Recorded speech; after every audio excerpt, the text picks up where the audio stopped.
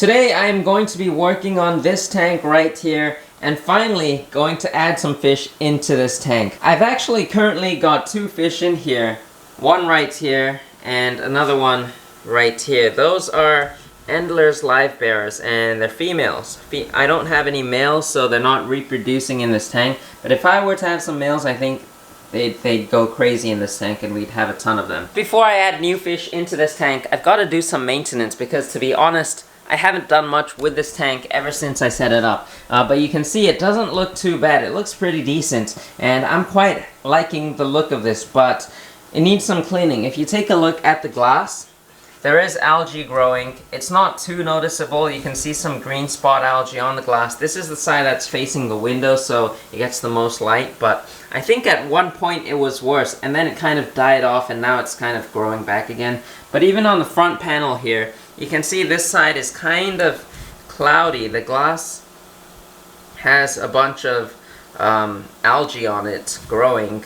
Not too noticeable once again, but it's still there and I'd like to clean it up for once. And also the water level is slightly low. I haven't done a water change on this tank yet because I was scared to. At that time I didn't have the water heater and I didn't want to just dump in cold water into this tank because I was scared all the crypts would melt. So I haven't done a water change. I've only topped it up a little bit one time, but you can see right now the water level is low. And the thing that I hate most about this tank right now is the duckweed. You can see, well, that's what I think it is. I think it's duckweed, but there's a bunch of it on the water surface and I want it out of this tank. I'm not sure if there's going to be a way to get rid of all of it, but we can try to get rid of as much of it and hopefully take care of this problem. So this tank, as I've mentioned before, is what I call my crypt garden, or crypt jungle, or 𝗯𝘂𝘀𝗀𝘀 Dutch style tank, or whatever. But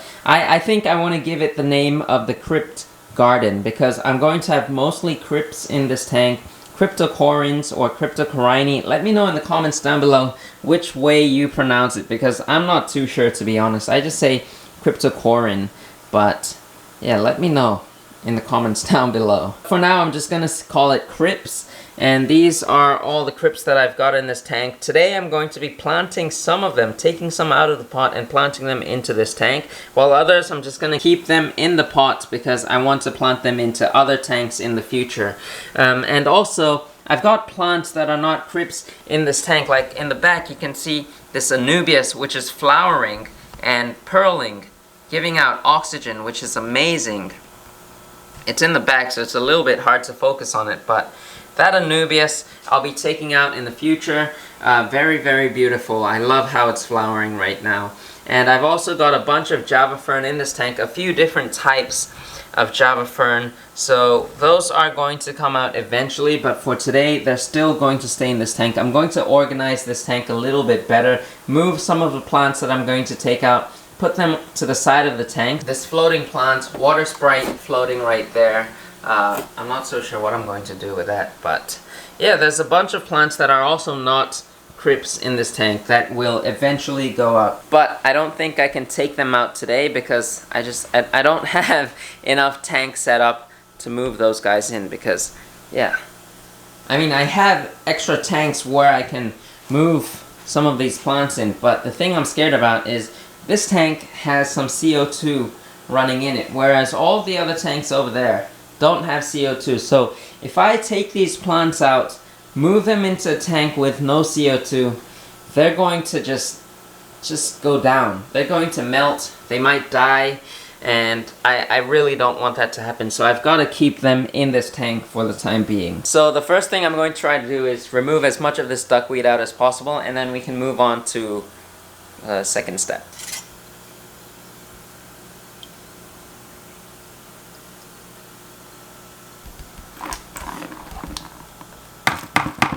So I'm not so sure how well you can see, but this hygrophila right here, the stem plant, has just grown into, the roots are just all the way down into the gravel. It's crazy, and I don't want to yank it out because I've got base layer fertilizing substrate in here, and I don't want that to get mixed up with the gravel, and also I don't want it to cloud up the water.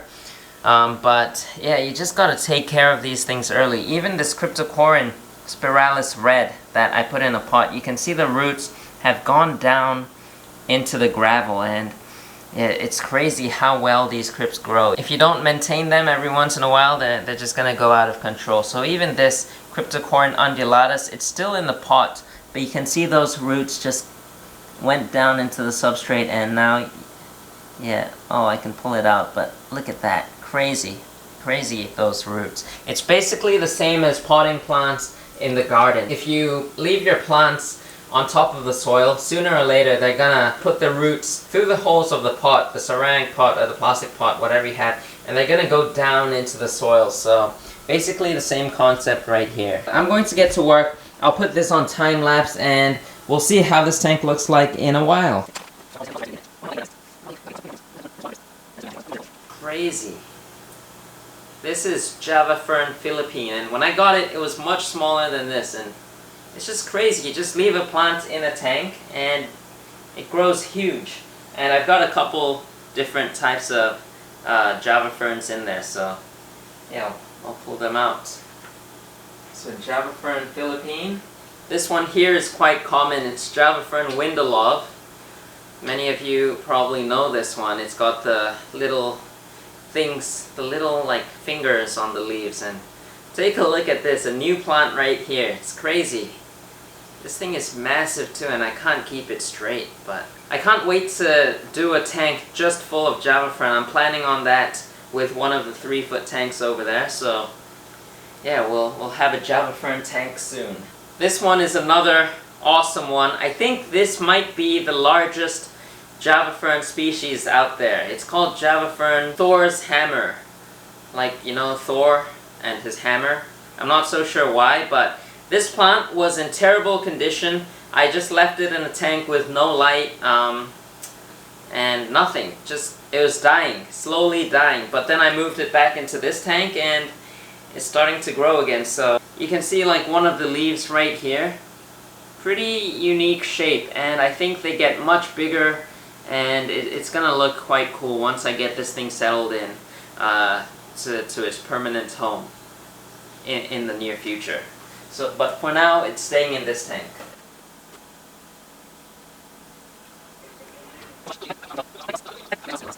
Check this out, Anubias nana, just a regular nana. And when I got this thing, it was also quite small, but it's amazing. It's also flowered for me, so yeah, pretty darn cool.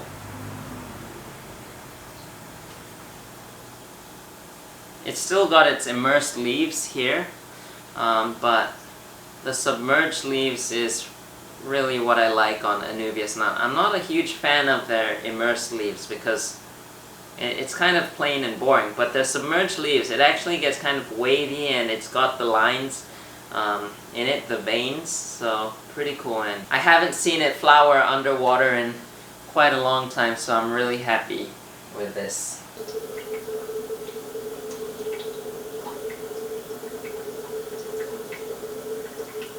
And take a look at that. The tank is almost completely done. Not entirely done, but it's done for today. All we have to do is just add the fish, and the fish that are going into this tank are down here. These are my rainbow fish that I've been growing up, and these are praecox rainbows. The ones with the red fins are praecox rainbows, also known as dwarf neon rainbows. And then the blue ones, this guy, which is slightly larger, that's a turquoise rainbow, or the Melanitania lacustris. And I've got 3 of those guys, and the dwarf neon rainbows, I've got about 8 of them, I think. I kind of lost count, but those are beautiful. Maybe I have more.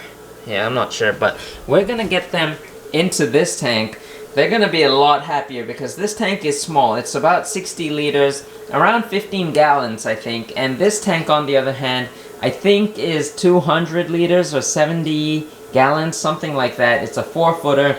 This is a 2-footer, and they're gonna be a lot happier in this tank. They also love plants, so I think they're gonna do quite well in here. So this video has been about me talking non-stop about these plants, and I love plants. I know many of you like plants too, but some of you I know are more into fish. So I apologize, I haven't talked much about fish. Let's quickly get the fish in this tank. And then we'll talk more about the plants again, because there's just so much to talk about this tank. The water temperature is the same. The parameters should be just about the same. I guess we're starting with the lacustris. Wow. Wow. So I counted how many rainbows I had, and it turns out I had 11 of these dwarf neon rainbows, and they look incredible in this tank with their red fins. They're a little bit stressed right now, so they're not showing as much colors. The blues are supposed to like just pop, and currently they're just stressed. I understand. They're confused as to why they've been put into this tank that's so bright. Before, they were in this tiny little tank with no light at all. They were only getting sunlight. But they were super healthy in there. But right now they're all huddled up in the back corner over there, slowly starting to come out, it looks like. So that's a good sign, and I'm sure they will come out by tonight. In the next few days, they're gonna make this tank their home, and they're gonna be swimming all over the place. I'm quite sure of that. But man, I mean, this guy is good, the turquoise rainbow. But the one behind, you can see the blues are just, it's really hard to get that guy on camera, but that guy is looking amazing right now, really, and man, he's just hiding. He's getting blocked by this big turquoise rainbow, so that's kind of annoying, but you can also see all the crypts in here look amazing. I'm really, really happy with how this tank is turning out. I put some of this 𝗯𝘂𝘀𝗀𝘀 green right there. It looks really cool, and just gonna have a mix of crypts in this tank. We're gonna have this one centerpiece plant, the 𝗯𝘂𝘀𝗶𝘀𝘀𝘀, and then the lotus. That thing should get a little bit bigger. I think it's staying really short because it's right under the light, and I'm putting 2 lights on top of this tank, so we've got 2 sets of LEDs here, so it is getting quite a good amount of light. So I think some of the plants are staying shorter than they usually would be. So as always, I hope you enjoyed today's video. If you did, be sure to give a thumbs up and let me know in the comments down below, what other fish would you add into this tank? I really want to add a couple more different species of rainbow fish. I think it'll make this tank look amazing if we have a few different colors of rainbows in this tank. Maybe we should add a couple more Endler's life bearers, and I think it'll be pretty nice to have just a colorful tank right here. So if you're not subscribed yet, be sure to do so, because I'm gonna update you guys on this tank in the upcoming video. So make sure to watch out for that, and I'll see you guys next time. That's crazy. Right after I ended this video, they all just came out and they're chasing the Endlers. I'm not too sure about that now.